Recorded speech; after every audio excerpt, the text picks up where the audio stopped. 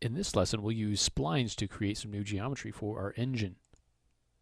So the first thing we'll do, taking a look at this, you can see that the engine is facing along the x-axis, which in this case, if we take a look at the front view, it's actually, we're looking at the side, and if we took at the left view, we're actually looking at the front. So if you want to fix this, and just for clarity's sake, make sure that this is actually the front and this is actually the left, you could rotate these pieces around. It's certainly not necessary. Just because it says front doesn't mean your object isn't oriented a different way. But just for clarity's sake, let's look at how we can rotate our objects around and orient them correctly. So let's select both of these objects. So control click and select those. Now the pivot right now is set to the center. We want to actually set it to the origin here. And one quick way to do that is to use the working pivot. And so we're going to go into the hierarchy panel here. And we're going to go down to working pivot and say use working pivot. And it's kind of a nice way to temporarily use a different pivot point for whatever it is that you're doing. And in this case, we haven't moved our working pivot, so it's right here at the origin. We can use our angle snap to rotate that so that it's facing in the positive Y. Okay, so that when we actually look at our front view, we're actually looking at the front. When we look at the left, we're actually looking at the left. Okay, so that's something that you can change if you want to, and you can see how that's we're now facing in the Y direction. You can change that if you want to. Certainly not necessary at this point, but just for clarity's sake, it may help a little bit. Okay, now let's say we want to add some geometry here along the top, and we want to add these kind of pointy, sharp, fin-like protrusions here. And one of the ways that we can do this is to use splines. So let's actually go into the left view. And we're going to go into our create panel, and this time we want to create a shape. So instead of geometry, we're going to create shape. Okay, now under here there are three different kinds of shapes we can create: splines, NURBS, curves, extended splines. We're going to go ahead and create a simple spline, and let's just create a rectangle. Okay, so with that activated, we have the same method that we can come in and actually draw this out. So just clicking and dragging to draw that out. We can go into our modify panel, and you can see that now we can change parameters like the length and the width. We can also add a corner radius if we want to. You can see we can kind of knock off those corners. But in this case, I'm going to leave the corner radius at 0. So the same thing applies here with our rectangle primitive that applies with our other primitive objects, and that is the fact that we have our parameters available, but we're not able to access any of the sub-objects that we have here. So to actually do that, we need to convert this. So instead of converting this to an editable poly, let's convert this to an editable spline. Okay, so now that it's an editable spline, we no longer have the parameters, but we do have access to all of the sub-objects. We can access the vertices, the segments, and the spline itself. And so it can be, you can have multiple splines inside of our editable spline. Okay, if we click on the vertices, you can see we have these handles. And so that gives us some information about what type of a vertex this is. There are a few types that we can have. If I right click to get the quad menu, if you take a look right up here under tools, you can see that right now it's set to Bezier corner. We also have Bezier, corner, and smooth. Okay, so we've got these different options that we can use. Let's start to shape our piece, and we'll keep the sharp edges first and then go ahead and add the smooth ones. So I want this point here to be kind of sharp, so I'm going to go ahead and just kind of pull this out, and you can see how this, because of the Bezier handles, you can see that this is actually creating a curve between here. So I'll take this one, and let's go ahead and just bring this down a little bit. Okay, this one's going to be kind of inside, so I'll take this down and back. This one I'll go ahead and take down and back into the engine. So I want to get just maybe something like that. So I want to add some new points here, but first I'm going to convert some of these existing points. So I'll convert this one to just a corner, which doesn't give us any handles. Same thing here, we don't need any handles inside of there. Now for this one, we'll go ahead and leave this as a Bezier corner and leave that as is. All right, let's go ahead and add some additional points here. So we've got our vertex selection.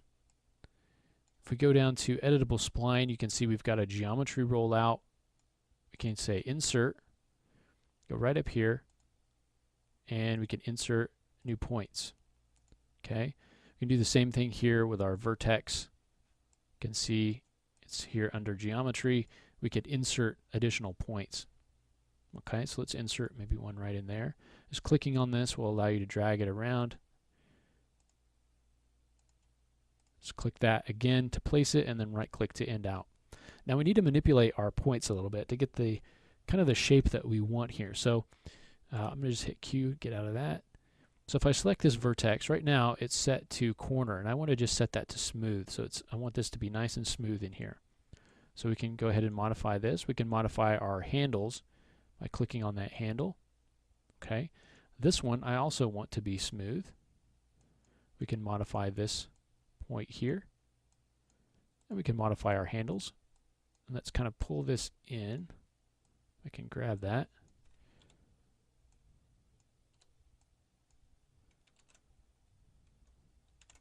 Just pull that in so we get a nice point there. And if you want to, you can convert back and forth between your corner, Bezier corner, and so forth. You may have to reset your tangent handles at some points. Okay. For this one, I'll go ahead and make this a corner. You can see how this gives you a kind of a nice curve. This you can change into a Bezier, and that'll let you control that inner curve a little bit more. Okay. And we can grab this one and kind of bring that down. If we look in our perspective, we can kind of see what that actually looks like. And the whole thing may actually be a little bit too large, so we can scale that down a little bit. Okay. We get it to where it's just kind of penetrating in there a little bit like that. And so feel free to make your own kind of variation on this and your own shape here, but you just want to get kind of a good shape using a variety of the different point types that we have available. So right now this exists right on that center line on the right in here on this axis. And so what we need to do now is let's add some geometry to this, and let's also duplicate this around to create the different pieces. So the first thing we'll do is add some geometry to this. So let's go into our perspective, and what we can do is add a modifier. So we'll use an extrude modifier, and you'll recognize extrude from the polygon tool that we used earlier. So we want to go ahead and add that, and you can see that it actually adds geometry here. So there isn't any thickness to it yet, so if we add thickness, you can see we can come in here, start to add thickness in that direction or in this direction. Okay. So we'll make something that's fairly thin and maybe go down to 0.2 or so.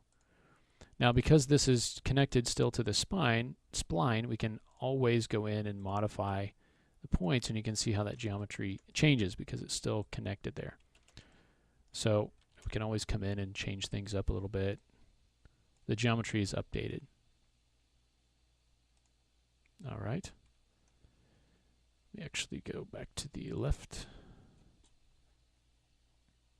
Pull that in a little bit. So, you know, just something like that. All right. So the next thing that we want to do is to create copies of this. And I'll just make this, looking at this, just a little bit thicker. Okay. So we need to create copies of this. And I want to rotate them around the center point of this pod. Now, we could go ahead and change the pivot. So right now, if we select this, you can see the pivot's up here. But I think our working pivot, again, will prove to be a valuable resource for us here as we start to duplicate this. So going into the front, I actually want to create a duplicate over here, over here, over here. So I need 1, 2, 3 more copies. So I'll go ahead and select this guy, and let's turn on our working pivot. So you can see if I were to go ahead and activate rotate, I could rotate this around, and it's going to rotate around that center point of our engine. So to create our copies, we'll just hold down Shift, and let's rotate it to the position of the first copy that we want. In this case, it's going to be minus 90 degrees. So let's rotate that down, let go. Now it's going to ask us, okay, do we want to copy? Do we want to instance or reference? Let's just create copies. Okay, we're going to have the number of copies. So in this case, I want 1, 2, 3 copies. So I'll put that into our little box here. Say OK, and it's going to automatically create another copy, and each time it's going to rotate at the same distance, so the same angle. So it rotates at 90 degrees the first time, which is what I put in. The next time it's going to rotate another 90 degrees and another 90 degrees. In this case, minus 90 degrees. We'll turn off the working pivot. Let's go back to our perspective. And you can see now we have objects that have been duplicated around very, very quickly. So we're able to create one and then very quickly duplicate those and create them all the way around. All right, using splines. So the next thing that we want to do is let's look at using a similar technique to create some really nice kind of blades in here for the fan inside this engine. So we will look at how we can do that in the next lesson.